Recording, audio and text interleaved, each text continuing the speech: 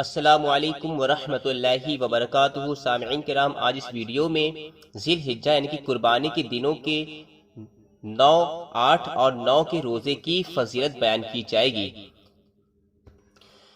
پیارے آقا صلی اللہ تعالی علیہ وسلم نے 8 ذی الحجہ کے روزے کے متعلق فرمایا ہے کہ جس شخص نے 8 ذی الحجہ کا روزہ رکھا تو اللہ رب العزت اس روزے کی رکھنے کی برکت سے اس کو بے شمار ثواب عطا فرماتا ہے، جیسا کہ پیارے نبی نے فرمایا کہ اس دن کے روزے کا ثواب 1000 غلام آزاد کرنے کے برابر ہے اور 1000 اونٹ کی قربانی کرنے کے برابر ہے، اور راہ خدا میں سواری کے لیے 1000 اونٹ دینے کے برابر ہے۔ سبحان اللہ! یعنی جس شخص نے 8 ذی الحجہ کا روزہ رکھا تو پیارے آقا فرماتے ہیں کہ اس دن یعنی کہ 8 ذی الحجہ کے روزے کی یہ ثواب ہے کہ جیسا کہ اس نے 1000 غلام آزاد کیے اور 1000 اونٹ کی قربانی کی اور 1000 سواری کے لیے گھوڑے راہ خدا میں اس نے دیے، یہ ان کے برابر ہوگا۔ اللہ اکبر! اتنا زیادہ ثواب ہے 8ویں ذی الحجہ کے روزے کا۔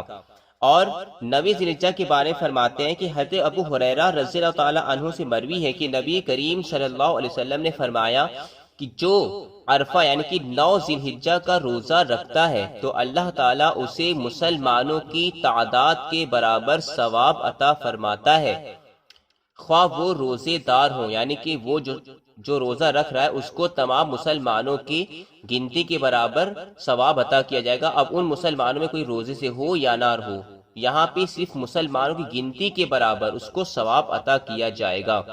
اور 70,000 فرشتے روز قیامت اس کے اعزاز کے لیے ہمراہ ہوں گے۔ سبحان اللہ! یعنی فرشتے اس کے ساتھ ہوں گے جس سے اس کی عزت بڑھے گی۔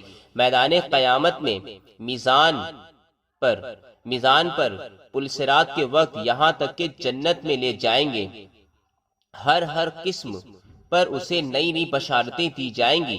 نبی کریم صلی اللہ تعالی علیہ وسلم نے فرمایا کہ جو شخص ترویہ یعنی کہ 8ویں ذی الحجہ کا روزہ رکھے گا، اللہ تعالیٰ حضرت ایوب علیہ السلام کے مصائب و آلام پر جتنا صبر کیا تھا انہوں نے اتنا ثواب اس کے نامہ اعمال میں درج کیا جائے گا، اور نیز جس نے عرفہ کا یعنی کہ 9ویں ذی الحجہ کا روزہ رکھا اسے عیسیٰ علیہ السلام کی طرح ثواب عطا کیا جائے گا۔ سامعین کرام، حاوی القلوب طاہرہ میں ہے کہ جو عرفہ کا روزہ رکھتا ہے اللہ تعالیٰ اس کے جملہ گناہ معاف فرما دیتا ہے۔ امام راضی فرماتے ہیں کہ 8ویں ذی الحجہ کو ترویہ کہتے ہیں۔ حضرت نصفی رحمۃ اللہ علیہ فرماتے ہیں کہ 8ویں ذی الحجہ کو لوگ اپنی مشکوں کو پانی سے بھرا کرتے تھے تاکہ 9ویں ذی الحجہ کو عرفات میں کام آئے، اس لیے اسے یوم ترویہ کہا گیا ہے۔ اور سامعین کرام، ایک اہم بات اور ملاحظہ فرمائے کہ اللہ تعالیٰ نے حج الوداع کے دن عرفات میں یہ آیت کریمہ نازل فرمائی تھی، الیوم اکملت لکم دینکم واتممت علیکم نعمتی ورضیت لکم الاسلام دینا۔ میرے حبیب، جس کا ترجمہ ہوتا ہے کہ اے میرے حبیب، آج ہم نے تمہارے لیے تمہارے دین کو مکمل فرما دیا اور ہم نے اپنی نعمتوں کو تم پر تمام کر دیا، اور میں نے تمہارے لیے دین اسلام کو پسند فرمایا۔ سامعین کرام، یہ جو میں نے آیت کی تلاوت کری ہے، الیوم اکملت لکم دینکم واتممت علیکم نعمتی ورضیت لکم الاسلام دینا، یہ قرآن کی سب سے آخری آیت ہے۔ نبی کریم صلی اللہ تعالی علیہ وسلم نے جب یہ آیت کریمہ تلاوت فرمائی تو صحابہ کرام رضی اللہ تعالی عنہم اجمعین بے حد خوش ہوئے، لیکن سیدنا صدیق اکبر رضی اللہ تعالی عنہ نہایت غمگین ہوئے۔ جب حزن و ملال کا سبب دریافت کیا گیا تو صدیق اکبر رضی اللہ تعالی عنہ نے فرمایا کہ ہر کمال کے بعد زوال ہوتا ہے، چنانچہ اس آیت کریمہ نازل ہونے کے بعد پیارے آقا صلی اللہ تعالی علیہ وسلم اس دار فانی سے 80 دن کے بعد تشریف لے جاتے ہیں، یعنی کہ آپ کا وصال ہو جاتا ہے۔ تو سامعین کرام، یہ جو آیت نازل ہوئی تھی یہ حج الوداع کے دن عرفات میں نازل ہوئی تھی، یعنی کہ بقرعید کے ہی ٹائم، اور اس دن سے 80 دن کے بعد پیارے آقا صلی اللہ تعالی علیہ وسلم کا اس مثال ہو جاتا ہے۔ سامعین کرام، عرفہ کو عرفہ اس لیے کہتے ہیں کہ اس میں حضرت ابراہیم علیہ السلام کو ارکان حج سے متعارف کرایا گیا تھا، یعنی کہ ان کو حج کے ارکان بتلائے گئے تھے۔ بعض کہتے ہیں کہ عرفہ کی روز آپ کو اپنے لگتے جگر سیدنا اسماعیل علیہ السلام کو ذبح کرنے کا حکم واضح ہوا تھا۔ عرفہ کا روزہ 10,000 روزوں کے برابر ہے۔ عرفہ کے روز اللہ تعالیٰ اپنی رحمت کو پھیلا دیتا ہے۔ اس دن سب سے زیادہ گنہگاروں کی رہائی ہوتی ہے۔ عرفہ کا روزہ گزشتہ اور آئندہ سال کے گناہوں کا کفارہ ہوتا ہے۔ اس کی حکمت یہ ہے کہ وہ 2 عیدوں کے درمیان ہے، جو مسلمانوں کی خوشی کے دن ہے، اور مسلمان کو جتنی خوشی گناہوں کی مغفرت سے ہوتی ہے، کسی اور چیز سے کبھی نہیں ہوتی۔ ہم مسلمانوں کو کیا چاہیے کہ ہمارے گناہ معاف ہو جائیں، اور یہ سب سے بڑی خوشی ہے کہ ہمارے گناہ معاف ہو جائیں، کیونکہ پہلی جو عید ہے عید الفطر، اس میں بھی گناہوں کی بخشش ہوتی ہے، تبھی ہم لوگ اسی بات کی خوشی مناتے ہیں۔ اور دوسری جو عید ہے عید الاضحیٰ، اس میں بھی 9 تاریخ یعنی 9 ذی الحجہ کو گناہوں کی مغفرت ہوتی ہے، تبھی یہ عید ہے۔ اور ہماری عید سب سے بڑی عید یہی ہے کہ ہمارے گناہ بخش دیتا ہے اللہ پاک۔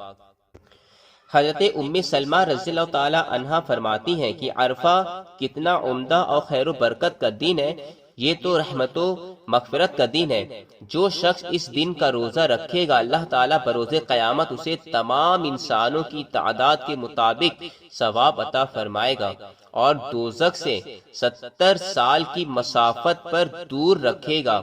حضرت فضل بن عباس رضی اللہ تعالیٰ عنہ فرماتے ہیں کہ نبی کریم صلی اللہ علیہ وسلم نے فرمایا، جو شخص عرفہ میں اپنی زبان، آنکھ اور کان کی حفاظت کرے گا، اللہ تعالیٰ اس کے آئندہ عرفہ تک تمام گناہ معاف فرما دے گا۔